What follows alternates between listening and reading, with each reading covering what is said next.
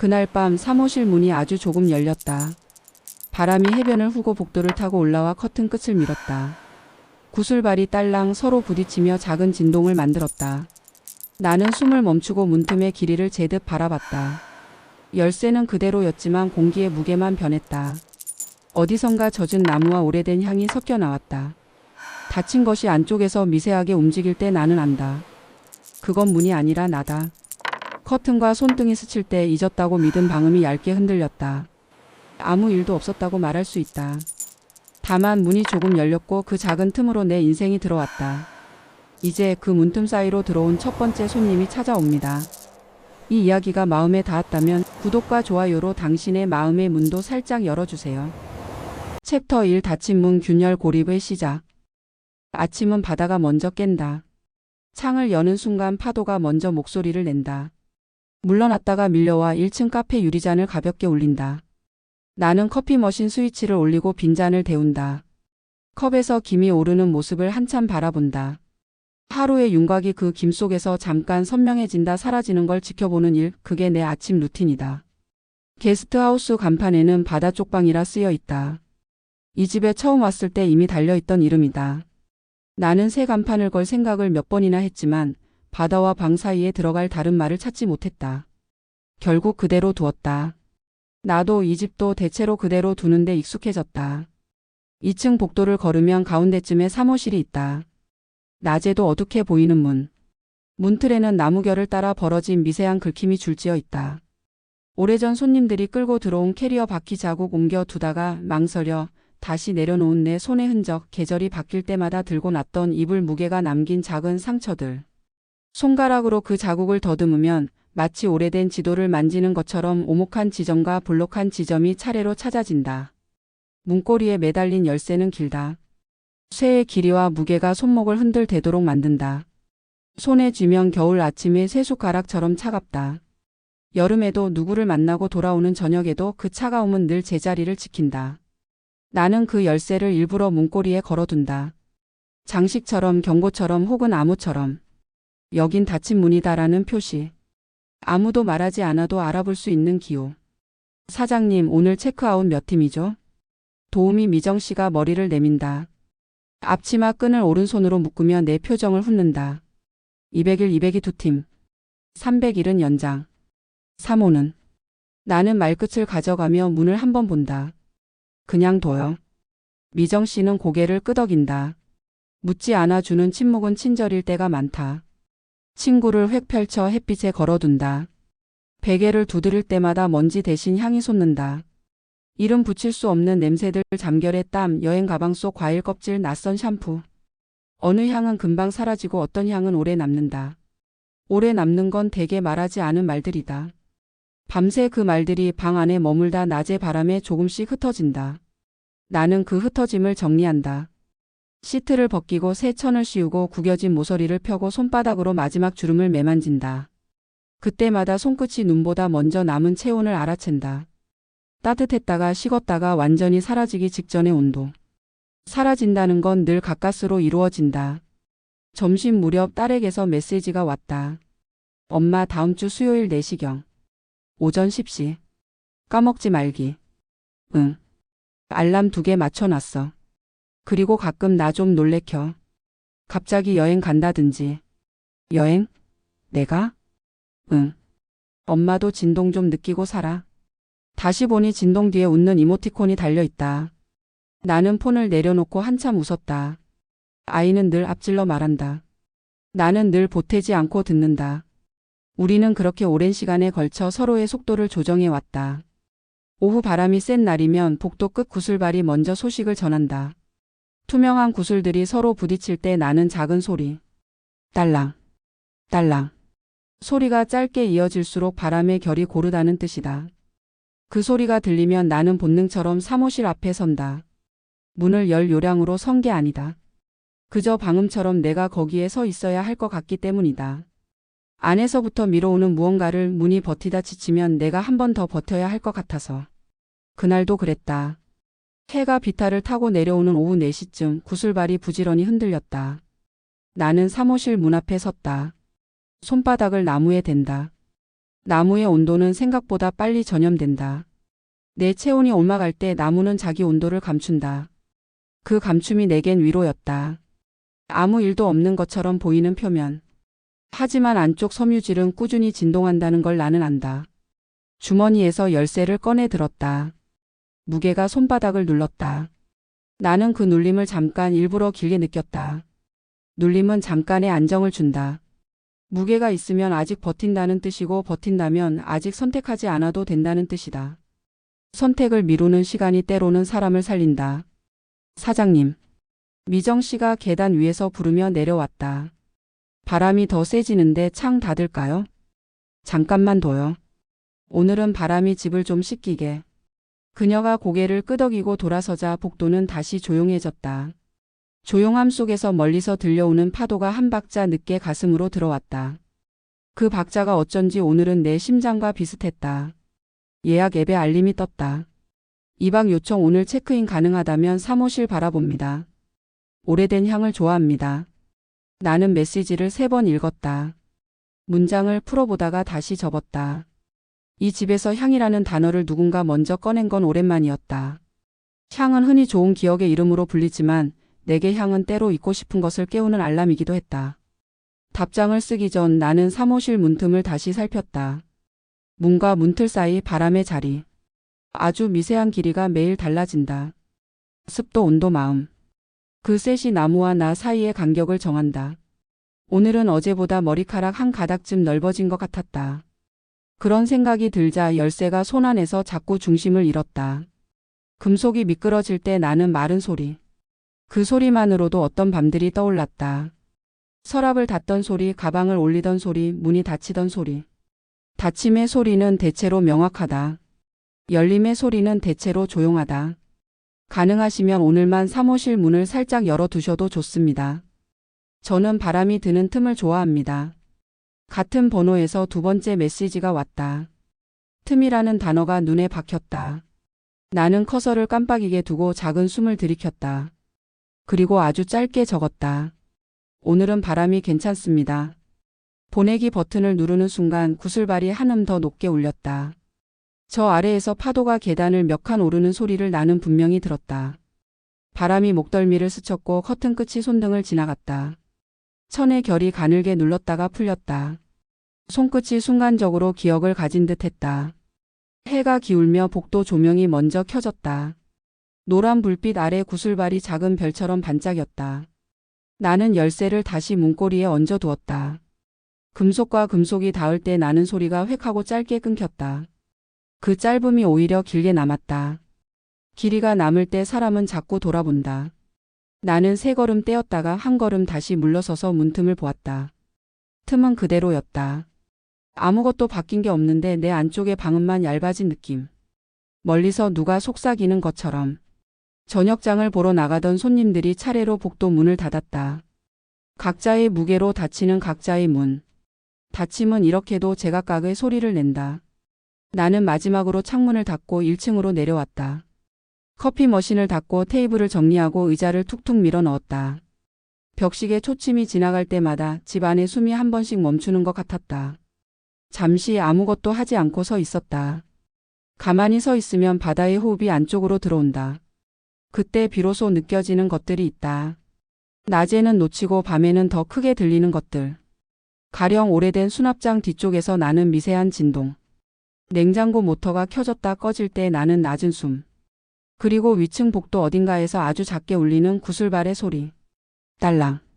1번, 2번. 박자 사이에 들어가는 침묵의 길이가 점점 균일해졌다.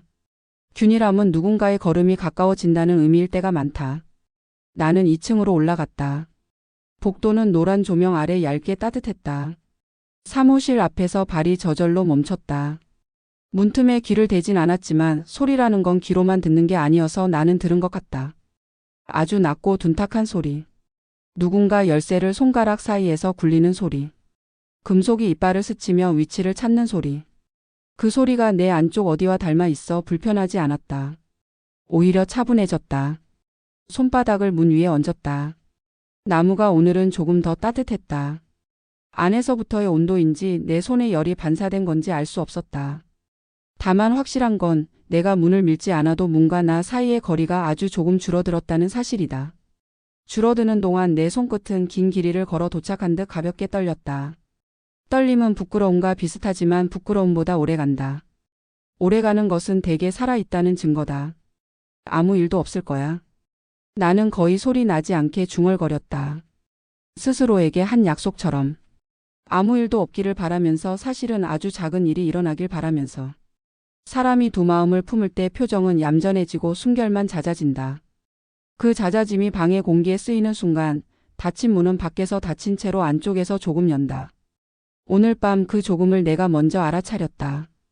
계단을 내려가며 나는 등 뒤에서 구슬발이 마지막으로 한 번 울리는 소리를 들었다. 딸랑. 소리는 가볍지만 오래 남는다. 남는 동안 마음은 스스로 방음을 조절한다. 너무 크게 들리면 줄이고 너무 작게 들리면 키운다. 나는 그 조절을 조금 늦췄다. 더 많이 들리도록. 더 길게 남도록. 오늘 밤 이 집의 문들은 제각각 닫히겠지만 단 하나의 문만은 안쪽에서 아주 미세하게 나를 향해 움직일 것이다. 나는 홀에 불을 끄고 출입문을 잠갔다. 잠금 장치가 철컥하고 제자리를 찾는 소리가 뼈를 통과해 어딘가까지가 닿았다가 사라졌다. 그 사라짐 뒤에 남는 무게가 있었다. 묵직했지만 불편하지 않았다. 마치 오래된 책을 덮고 손을 올려놓는 느낌. 내일도 읽을 수 있다는 확신이 손바닥으로 전해지는 감각. 밖으로 나와 하늘을 올려다보았다. 별은 많지 않았지만 파도는 여전히 바쁘게 오갔다. 바다는 늘 먼저 깨어있고 나는 늘 조금 늦게 따라간다. 늦게 따라가도 괜찮다는 사실을 이 집이 내게 가르쳐 주었다. 복도로 되돌아오는 바람이 목덜미를 식혔다. 아주 얇은 진동이 뼈속으로 스며들었다. 말로 옮길 수 없는 종류의 떨림. 나는 그 떨림을 오늘 밤만은 그냥 두기로 했다. 문처럼, 틈처럼, 그리고 나처럼. 챕터 2. 낯선 손님. 파도가 유난히 가까이 들렸다. 새벽 공기가 유리창에 닿아 물결무늬로 번졌다. 나는 두꺼운 컵에 커피를 따르며 하루를 시작하려 했지만 이상하게 오늘은 모든 게 한 박자씩 늦었다. 물이 끓는 속도도 커피 향이 퍼지는 속도도 내 손의 움직임까지. 마치 누군가 내 일상의 리듬을 살짝 밀어낸 듯 했다. 현관 초인종이 울린 건 오전 9시 조금 넘긴 시각이었다. 문을 열자 바닷바람에 젖은 듯한 공기가 먼저 밀려 들어왔다. 그 남자가 서 있었다. 52세쯤 되어 보이는 얼굴, 단정한 흰 셔츠 위에 네이비 린넨 재킷, 그리고 어깨에 걸린 얇은 스카프가 바람에 가볍게 흔들렸다. 안녕하세요. 예약했던 사람입니다. 그는 짧게 웃으며 캐리어를 내려놓았다. 나는 무심히 고개를 끄덕였지만 이상하게 그의 목소리가 오래전 어디선가 들은 것처럼 가슴 안쪽을 스쳐 지나갔다. 사무실은 아직 정리가 좀 필요해서요. 괜찮습니다. 기다릴 수 있어요. 그 말투에는 조급함도 의심도 없었다. 오히려 이미 이곳을 알고 있는 사람처럼 느껴졌다. 그는 캐리어를 세운 뒤 복도 끝 닫혀있는 사무실 문 앞에 섰다. 문고리에 달린 긴 황동 열쇠가 햇빛을 받아 미세하게 흔들렸다. 구슬발도 아주 작은 소리를 냈다. 여기 향이 나네요. 그가 문틈 가까이 다가가 공기를 천천히 들이켰다. 나는 숨을 멈췄다. 그가 말한 그 향은 내가 매일 외면해온 바로 그 냄새였다. 사무실. 남편과 함께 이 집을 처음 꾸미던 날 우린 그 방에서 가장 오래 머물렀다. 그리고 그가 외도 사실을 털어놓던 날 나는 이 방에서 처음이자 마지막으로 울었다. 목을 죄듯 울음을 참고 베개를 입에 누르고 다시는 기대하지 말자고 스스로에게 다짐했던 그 밤. 그날 이후 이 방은 그저 계절 이불을 쌓아두는 창고가 됐다. 사실은 이불이 아니라 내가 멈춰둔 감정을 쌓아둔 방이었지만 그런데 낯선 이 남자가 내가 오랫동안 봉인해둔 그 방을 향해 좋은 향이 난다고 말하고 있었다. 그 말만으로도 어딘가가 미세하게 틀어졌다. 두려움과 설명할 수 없는 설렘이 동시에 올라왔다. 점심 무렵 그는 카페 구석에 앉아 노트를 펼쳤다. 나는 무심코 물었다. 글 쓰세요? 네. 여행과 사람 냄새에 대한 글을 씁니다. 냄새요? 그는 고개를 끄덕였다. 향은 기억의 문을 여는 열쇠잖아요. 그 말에 손끝이 순간 떨렸다. 열쇠. 사무실의 긴 황동 열쇠가 떠올랐다. 오후 나는 결국 사무실 문을 다시 열었다. 문이 미세하게 떨렸고 나무의 온기가 손바닥으로 느껴졌다. 문을 밀자 오래된 공기가 쏟아져 나왔다. 먼지 입자 사이로 햇빛이 퍼지며 시간이 천천히 다시 움직이기 시작하는 듯 했다. 그리고 그 순간 향이 피어올랐다. 남편이 마지막까지 쓰던 향수 냄새. 비누, 나무, 아주 옅은 시트러스. 내 무릎이 순간 약해졌다. 여기서 내가 울었지. 그런데 그 사이에 또 다른 향이 섞여 있었다. 종이, 바람, 잉크, 그의 옷에서 나던 은은한 허브향. 과거와 현재의 향이 방 안 공기 속에서 부딪히며 내 심장은 방향을 잃었다. 그 어지러움이 묘하게 따뜻한 설렘처럼 느껴졌다. 방 안에 향이 돌죠? 그 목소리가 문 쪽에서 들려왔다. 나는 뒤돌지도 못한 채 낮게 답했다. 네, 향은 사람을 속이지 않아요. 나는 숨을 들이쉬었다. 그 향을 숨기고 싶었는데 이미 늦었다. 그래서 더 무섭죠. 그가 아무 말 없이 가만히 있다가 말했다. 무서울 정도로 선명한 건 사라지지 않았다는 뜻이기도 하니까요. 그 말이 방 안 공기보다 먼저 내 가슴에 들어왔다.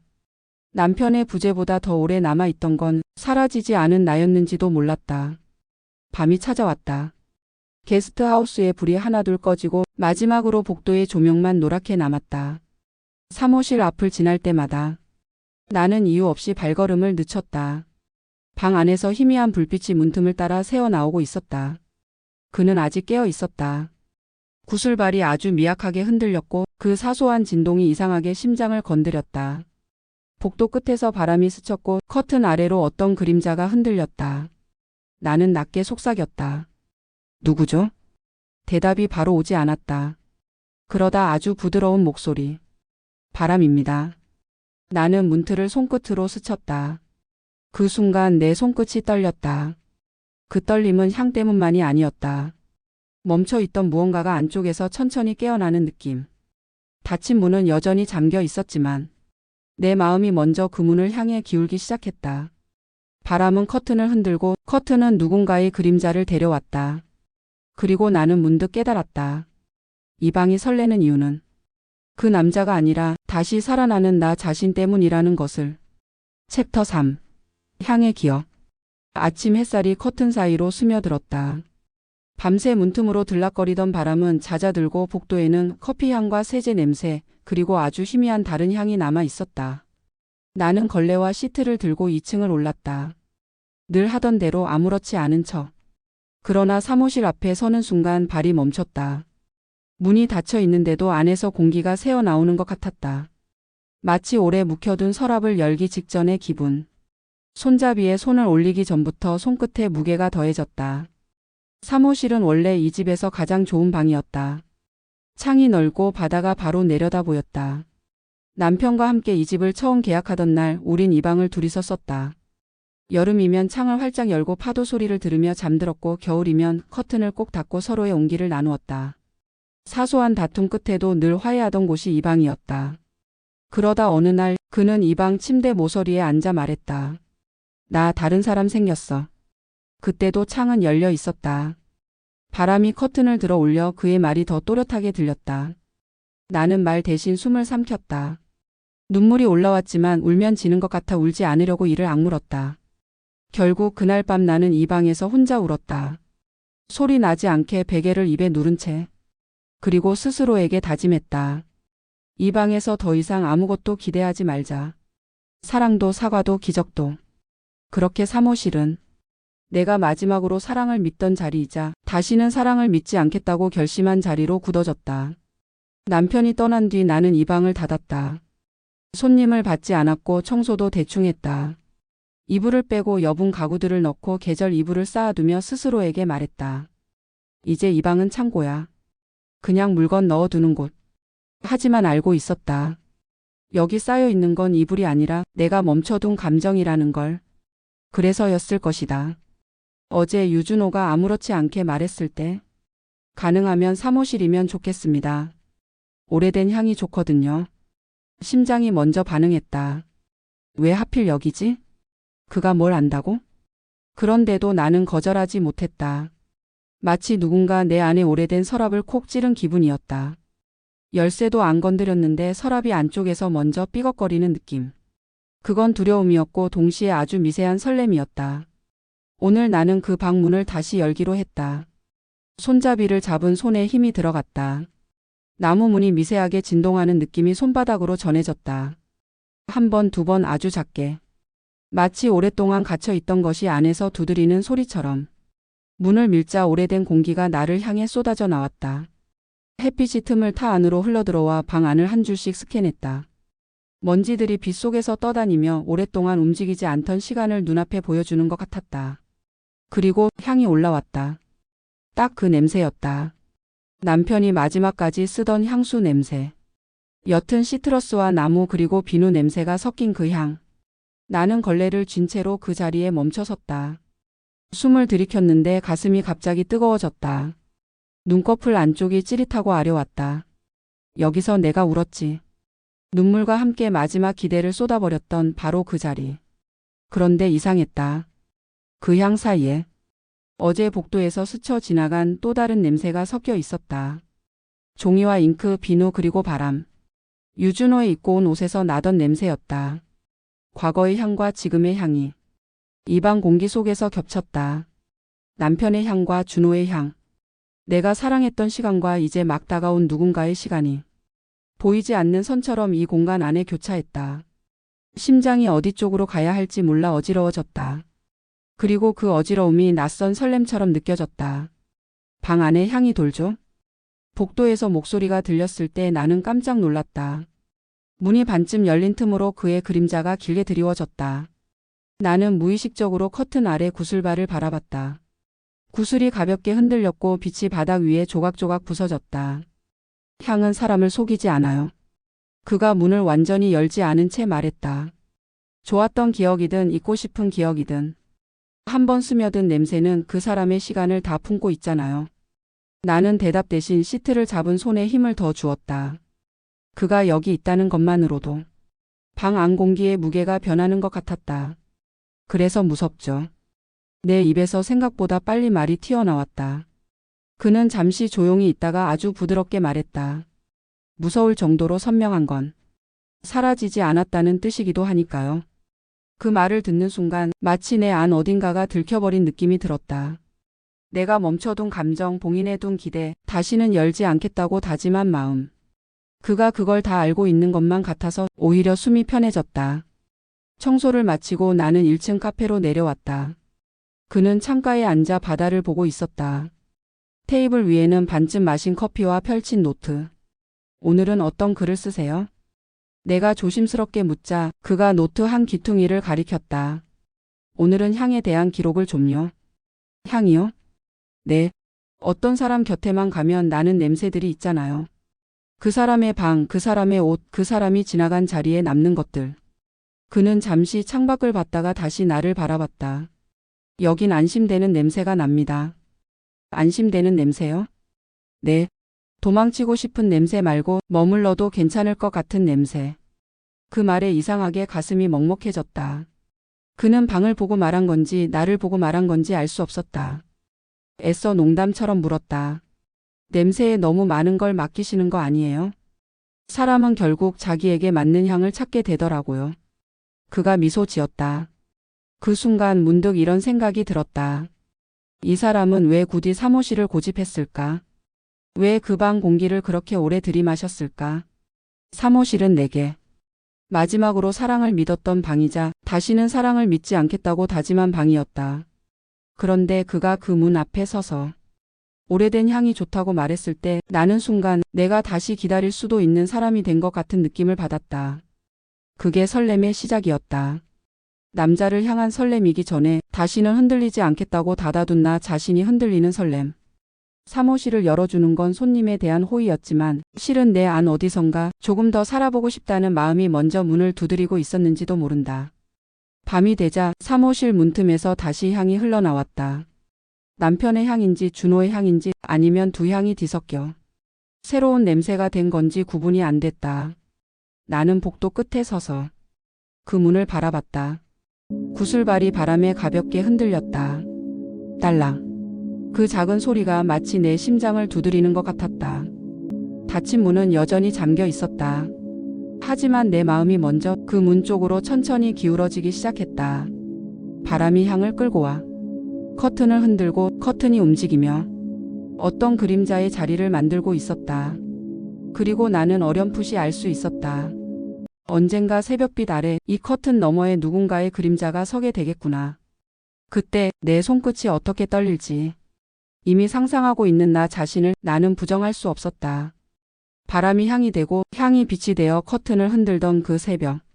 닫혀있던 사무실이 아니라 멈춰있던 내 마음이 먼저 열리기 시작했다. 다음 이야기 챕터 4. 커튼 너머의 그림자. 새벽빛 속 커튼 너머에 서 있는 첫 번째 그림자와 마주하게 됩니다. 구독과 좋아요로 그 새벽 내 손끝이 처음으로 떨리는 순간을 함께 지켜봐 주세요.